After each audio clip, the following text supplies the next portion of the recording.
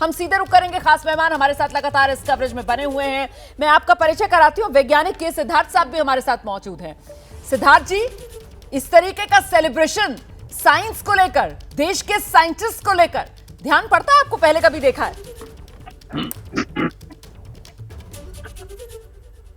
कभी नहीं। यह अद्भुत है, अनूठा है, अद्वितीय है, अविस्मरणीय है, असाधारण है, अलौकिक है। ऐसे ही शब्दों से इसे नवाजा जा सकता है। तो यह जो पूरा कार्यक्रम है, यह जो पूरी ब्रांडिंग है विज्ञान की और वैज्ञानिकों की, अपने आप में ही यह भारत को एक अलग स्तर पर पहुंचाने की कोशिश है। और जिस समय विज्ञान के आधार पर जैसी ब्रांडिंग हो गई विज्ञान और वैज्ञानिकों की, तो भारत का परचम पूरी दुनिया में लहराएगा। तकनीकी दृष्टि से अगर आप देखें तो भारत में आज तक, भारत के इतिहास में अभी तक ऐसा कोई भी इवेंट नहीं हुआ था जिसमें कि वैज्ञानिकों को इतनी अधिक तरजीह दी गई थी। ऐसा कोई भी इवेंट नहीं दिया गया था, हुआ है जो कि पूरे राष्ट्र को, देश को नहीं, पूरे राष्ट्र को एक माला में पिरो देने का काम कर रहा है। और वो भी एक वैज्ञानिक सफलता। ना कोई क्रिकेट मैच, ना कोई वर्ल्ड कप है, न ही कोई और भी इवेंट किसी तरह का, और वो भी इतनी पवित्रता से। तो यह देश को बिल्कुल ही, देश को, देश की जनता को, देश की मानसिकता को, देश के लोगों को, देश के क्रियाकलापों को, देश के भविष्य को एक अलग ही स्तर पर ले जाने का प्रयास है। और यह जो प्रयास है, इसी प्रयास को प्रधानमंत्री ने वीव किया है, मतलब कि एक तरह से उसको, दोनों को जोड़ा है वसुधैव कुटुंबकम और विश्व गुरु के साथ में। विश्व गुरु ही ऐसा कर सकता है जहां पर ज्ञान का सेलिब्रेशन हो, ज्ञान का उत्सव है। यह ज्ञानोत्सव है, यह संकल्पना का उत्सव है, यह शिक्षकों का उत्सव है, शिक्षकोत्सव भी है। यह सभी का उत्सव है, उन लोगों का जो सिर्फ राजनीति में नहीं है। यह अपने आप में ही, जैसे हमने कहा कि बिल्कुल ही अलौकिक, अनूठा, अद्भुत, अद्वितीय, असाधारण, अविस्मरणीय घटना है।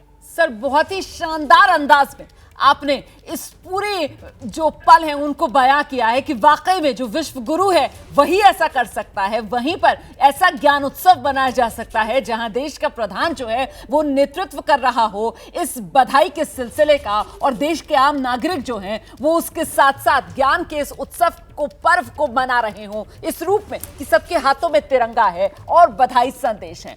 और कैसे प्रधानमंत्री नरेंद्र मोदी की तरफ से इस बात का जिक्र भी किया गया कि जब देश ये कामयाबी हासिल कर रहा था, जब विज्ञानी ये कामयाबी हासिल कर रहे थे, तो खुद को रोक नहीं पा रहे थे प्रधानमंत्री नरेंद्र मोदी। बस उनका बस नहीं चल पा रहा था, जोर नहीं चल पा रहा था कैसे वो खुद विज्ञानियों के बीच पहुंच जाएं। और उसी पल, उसी क्षण उन्होंने फैसला ले लिया कि जब देश वापस लौटेंगे तो दिल्ली नहीं, पहले बेंगलुरु ही जाना है, देश के वैज्ञानिकों को नमन ही करना है। सुनिए जरा। मैं अपने आप को रोक नहीं पा रहा था,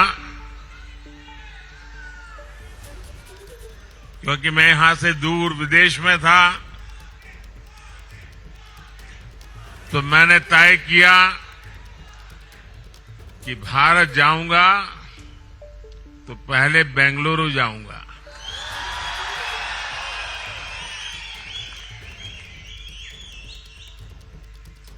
सबसे पहले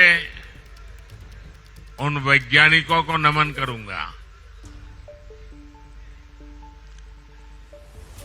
अब इतनी दूर से आना था तो कब पहुंचेंगे, 5-50 मिनट इधर उधर हो जाता है। तो मैं यहां आदरणीय मुख्यमंत्री जी, उप मुख्यमंत्री जी, गवर्नर साहब, उन सबको रिक्वेस्ट किया था कि आप इतना जल्दी जल्दी कष्ट मत उठाइए, मैं तो वैज्ञानिकों को प्रणाम करके चला जाऊंगा। तो मैंने उनको रिक्वेस्ट की थी, लेकिन मैं जब विधिवत रूप से कर्नाटक आऊंगा जरूर मुख्यमंत्री जी, उप मुख्यमंत्री जी प्रोटोकॉल जरूर निभाए। लेकिन उन्होंने सहयोग किया, मैं उनका आभार व्यक्त करता हूं, अभिनंदन करता हूं।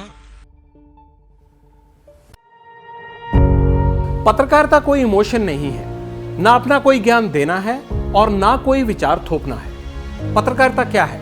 पत्रकारिता का मतलब है सही जानकारी इकट्ठा करना और तथ्य बताना। पत्रकारिता आज जितने महत्वपूर्ण दौर में है शायद पहले नहीं थी। इस दौर से निकलने के लिए सिर्फ सच दिखाने की जरूरत है। वो सच जो आपके हित को आगे रखे। इसलिए अब रात 9 बजे प्राइम टाइम नहीं होगा, ये आपका टाइम है।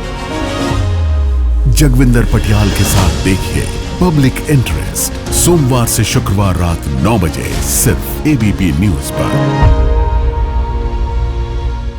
एबीपी न्यूज आपको रखे आगे।